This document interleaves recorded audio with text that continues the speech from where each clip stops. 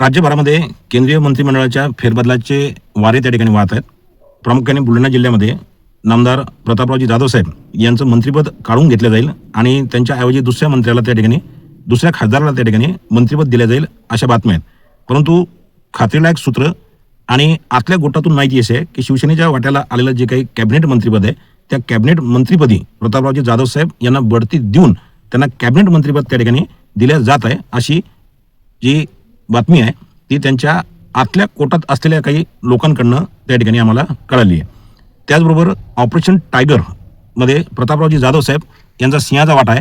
हिंगोली त्याचबरोबर यवतमाळ आणि वाशिमचे जे काही खासदार आहेत या खासदारांना त्यांच्यासोबत इतर खासदारांना प्रतापरावजी जाधव साहेब यांच्या लग्नाच्या वाढदिवसाच्या दिवशी दिलेल्या पार्टीमध्ये खऱ्या अर्थानं या ऑपरेशन टायगरला सुरुवात झाली.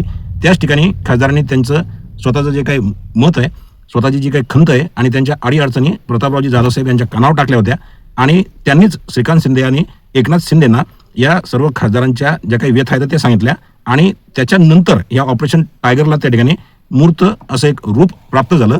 त्याच्यामुळे मोदी सरकार स्वतः पंतप्रधान नरेंद्र मोदी आणि अमित शाह यांचा प्रतापरावजी जाधव साहेब यांना असलेला वरदहस्त आणि एकनाथ शिंदे यांचा असलेला प्रतापराव जाधव साहेब यांच्यावरचा विश्वास त्याच्यामुळे त्यांना मंत्रिपदातनं डच्चू दिला जाईल ही बातमी खोटी आहे. उलट त्यांना बढती देऊन कॅबिनेट मंत्रिपद त्या ठिकाणी मिळणार आहे. येत्या काही दिवसामध्ये ही गोष्ट त्या ठिकाणी स्पष्ट होणार आहे.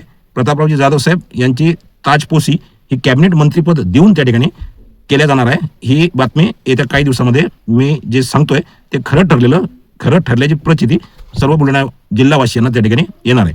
त्याचबरोबर आरोग्य विभागामध्ये ज्या काही जागा त्या ठिकाणी निघाल्या आहेत जो आकृतीबंध हा त्या ठिकाणी झालेला आहे. या संदर्भात मी सांगितल्याप्रमाणे काल उपसंचालक कार्यालय अकोला या ठिकाणी मी व्हिजिट केली. उपसंचालक श्री वाकचोरे साहेब हे अमरावतीच्या दौऱ्यावर असल्यामुळे त्यांच्या जस्ट खालच्या पदावर असलेल्या श्रीमती वारे मॅडम डॉक्टर वारे मॅडम यांना मी त्या ठिकाणी भेटलो. वारे मॅडम ह्या आपल्या बुलढाणा जिल्ह्याच्या डॉक्टर संजय वारे चिखली यांच्या त्या पत्नी आहेत. आपल्या बुलढाणा जिल्ह्याच्या त्या रहिवासी असल्यामुळे त्यांनी या भरती संदर्भात नेमक्या कोणत्या पद्धती अवलंबल्या जाणार आहेत कशा पद्धतीने ही भरती त्या ठिकाणी भरल्या जाणार आहे आणि जे काही इच्छुक उमेदवार आहेत की ज्यांना या भरतीमध्ये स्वतःचं पद त्या ठिकाणी निश्चित करायचं आहे त्यांनी नेमकं काय काय करायचं आहे ते त्यांनी मला सिक्वेन्सली त्या ठिकाणी सांगितलं आहे. सध्या महाराष्ट्र शासनाने संपूर्ण राज्यभरातील आरोग्य विभागातील फार पुणेपासनं तर चिखली सिंदखेड राजा आणि साखरखेड्यापर्यंत सगळ्या ज्या काही जागा आहेत त्या एक GR काढून त्याच्यामध्ये त्या वस्तुनिष्ठ त्या ठिकाणी नमूद केल्या आहेत. या सर्व जागांचा आकृतीबंध सध्या तयार झालेला आहे. याच्यानंतर ह्या सगळ्या ज्या जागा आहेत ह्या अमरावतीच्या विभागीय आयुक्त कार्यालयामध्ये असलेलं जे मागासवर्गीय कक्ष आहे की जे रोस्टर तयार करते ज्याला आपण बिंदू नामावली म्हणतो तर अशा पद्धतीची बिंदू नामावली करण्याची प्रक्रिया ही सध्या उपसंचालक कार्यालय अकोला यांच्या मार्फत सुरू आहे. वारे मॅडम यांच्यासोबत या सगळ्या जागांच्या संदर्भात काम करणारे जे त्यांचे जे काही सहकारी आहेत जाधव साहेब यांना बोलावून घेऊन त्यांनी नेमकी काय प्रगती या आकृतीबंधाच्या नंतर बिंदू नामावली करण्यासाठी जी आहे ती आमच्या समोर मांडली. सर्व जे पद आहेत हे मागासवर्गीय कक्षांसमोर ठेवून मागासवर्गीय अधीक्षक जे आहेत तर त्यांच्या मार्फत कोणत्या जातीसाठी कोणती जागा त्या ठिकाणी ही पडणार आहे हा पूर्ण बिंदू त्या ठिकाणी ठरणार आहे. आता या सगळ्या प्रक्रियेला कमीत कमी 2 महिने त्या ठिकाणी लागणार आहेत. म्हणजे या सर्व नेत्या लोकांनी जे काही पदं मंजूर झाले त्याच्या मोठमोठ्या जाहिराती करून जे काही त्या ठिकाणी स्वतःची प्रसिद्धी करून घेतली त्या लोकांवर आणखी एक जबाबदारी अशी आहे की लवकरात लवकर हा जो बिंदू नामावलीचा जो काही प्रकार आहे हा त्यांच्याकडनं करून घेण्यासाठी या नेत्या लोकांना त्या ठिकाणी पाठपुरावा करावा लागणार आहे.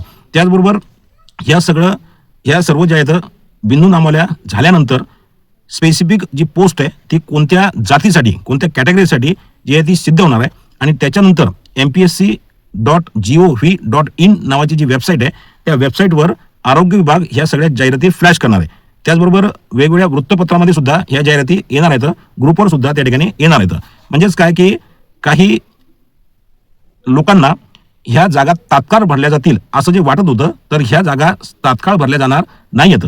2 महिने जोपर्यंत यांचा जो काही बिंदू नामावलीचा प्रकार पूर्ण होत नाही त्याच्यानंतर जागा काढण्याचा जाहिरात काढण्याचा आणि अर्ज भरण्याचा जो प्रकार आहे तर त्या गोष्टीला परत 1 महिना त्या ठिकाणी जाणार आहे. म्हणजे 2 महिने हा बिंदू नामावली होण्यासाठी एखादा महिना त्या ठिकाणी यांच्या सगळ्या प्रक्रिया करण्यासाठी आणि ह्या प्रक्रिया झाल्यानंतर या संबंधित कॅन्डिडेटचे या संबंधित इच्छुक उमेदवारांचे त्या ठिकाणी पेपर होणार आहेत आणि या पेपरच्या माध्यमातून जी मेरिट लिस्ट त्या ठिकाणी लागणार आहे त्या मेरिट लिस्ट प्रमाणे हे सर्व ज्या काही जागा त्या ठिकाणी आरोग्य विभागात आलेल्या आहेत त्या लोकांच्या त्या ठिकाणी भरत्या होणार आहेत.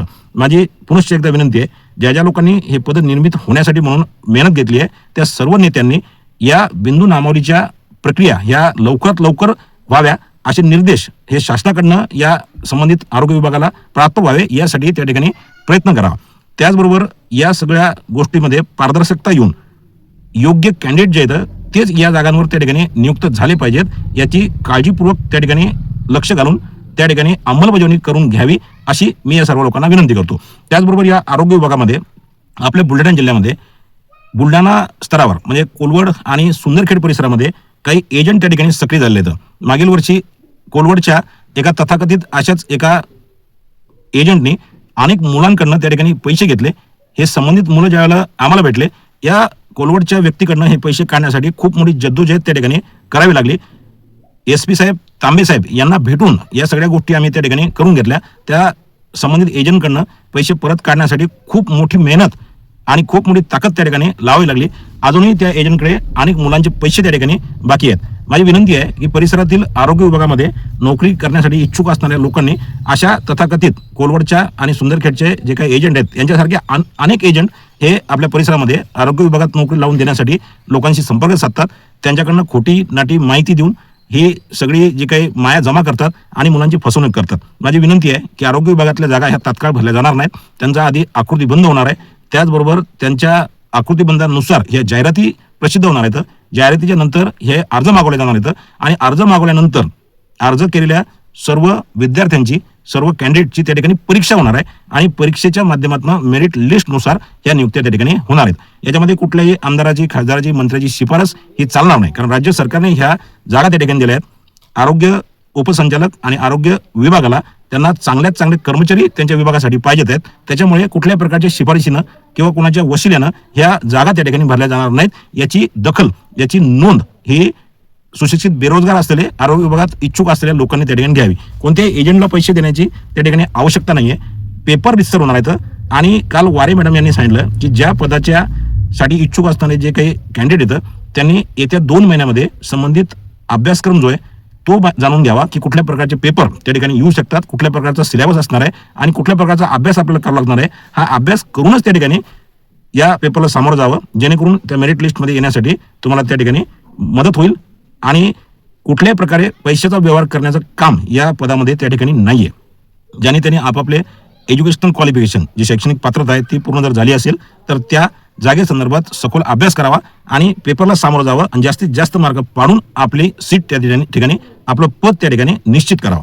त्याचबरोबर सध्या आपल्या पूर्ण परिसरामध्ये विशेष करून मेहकर तालुक्यामध्ये जे काही रस्त्याचे जे काही प्रकरणं प्रलंबित आहेत ज्याच्यामध्ये अनेक नायक तहसीलदाराच्या समोर एका गावातील 3-3, 4-4, 5-5 प्रकरणं येतात. माझ्या वैयक्तिक लोणीगडी गावातील 4-5 प्रकरणं हे तहसीलदार नायब तहसीलदार यांच्या टेबलावर त्या ठिकाणी प्रलंबित पडलेले आहेत. इकडे निकाल न मिळाल्यामुळे कुठल्याच प्रकारचं त्या ठिकाणी साधक बाधक त्या लोकांना उत्तर न मिळाल्यामुळे किंवा निकाल आदेश न मिळाल्यामुळे गावामध्ये भांडणाची सदृश्य अशी परिस्थिती निर्माण झाली आहे. माझी विनंती आहे की तहसील मेहकर आणि एकूणच पूर्ण बुलढाणा जिल्ह्यामध्ये जे काही रस्त्याचे प्रकरण प्रलंबित आहेत हे लवकरात लवकर त्या ठिकाणी मार्गी लावे. आता तसाही उशीर झाला आहे. पाऊस पडून गेल्यामुळे लोकांचं नुकसान जे काय व्हायचं ते झालेलं आहे आणि जे अधिकारी आहेत ते पार 8-8 दिवसाच्या सुट्ट्या टाकून त्या ठिकाणी लोकांना तारखेवर बोलतायत. आज 30 तारखेला असलेल्या ज्या तारखे आहेत या तारखेवर सुद्धा आज साहेब त्या ठिकाणी हजर राहणार नाहीत. म्हणजे सुप्रीम कोर्टामध्ये एखाद्या पक्षकाराला तारीख दिली तर सुप्रीम कोर्टाचा जज सुद्धा त्या ठिकाणी हजर होतो, परंतु तहसीलचे आणि महसूलचे लोक बिनधास्त त्या ठिकाणी तारखा देतात आणि तारखेवर त्या ठिकाणी गैरहजर राहतात. लोक त्या ठिकाणी स्वतःचा पैसा वेळ आणि सगळ्या गोष्टी खर्च करून येतात आणि त्यांची आर्थिक फसवणूक तर होतेच होते, परंतु मानसिक सुद्धा त्यांना त्रासाला सामोरं त्या ठिकाणी जावं लागतं. सांगायचं तात्पर्य प्रतापरावजी जाधव साहेब यांचं मंत्रिपद त्या ठिकाणी जाणार नाहीये. त्यांना कॅबिनेट मंत्रीपदी त्या ठिकाणी बढती मिळणार आहे. दुसरी गोष्ट, कुठल्याही प्रकारच्या आमदारा खासदाराच्या शिफारशीने आरोग्य विभागातील पदं भरल्या जाणार नाहीत. बाय प्रोसिजर त्या ठिकाणी हे जे काही पदं आहेत ते भरले जाणार आहेत आणि मुलांना अभ्यासाशिवाय त्या ठिकाणी दुसरा पर्याय नाही. कुठल्याही एजंटच्या नादी न लागता अभ्यासाचा जो मार्ग आहे तो स्वीकारावा आणि आपले पद त्या ठिकाणी निश्चित करावे. मोठ्या प्रमाणात त्या ठिकाणी आरोग्य विभागात ही भरती त्या ठिकाणी निघाली आहे. या भरतीचा लाभ या विद्यार्थ्यांनी त्या ठिकाणी घ्यावा. त्याचबरोबर शेत रस्त्याच्या बाबतीत दखल घेऊन यंत्रणा त्या ठिकाणी मोठमोठे अभियान फक्त कागदोपत्री त्या ठिकाणी राबवते. म्हणजे शासन आपल्या दारी याच्यामध्ये सुद्धा शेतरस्त्याचा उल्लेख त्या ठिकाणी केला, परंतु कुठल्याही प्रकारचा रस्ता हा शासन आपल्या दारी या अभियानामध्ये त्या ठिकाणी लोकांना देण्यात आला नाही. त्याचबरोबर जे राजस्व अभियान म्हणून छत्रपती शिवाजी महाराजांच्या नावाने राबवलं गेलं ते केवळ फोटो काढण्यापुरतं, फोटो सेशन करण्यापुरतं आणि फक्त गावापर्यंत येण्यापुरतंच त्या ठिकाणी ते अभियान राबवलं गेलं. कुठल्याही शेतकऱ्यांना प्रत्यक्ष रस्ता त्या ठिकाणी दिला गेला नाही. धन्यवाद. जय महाराष्ट्र, जय राष्ट्रपती.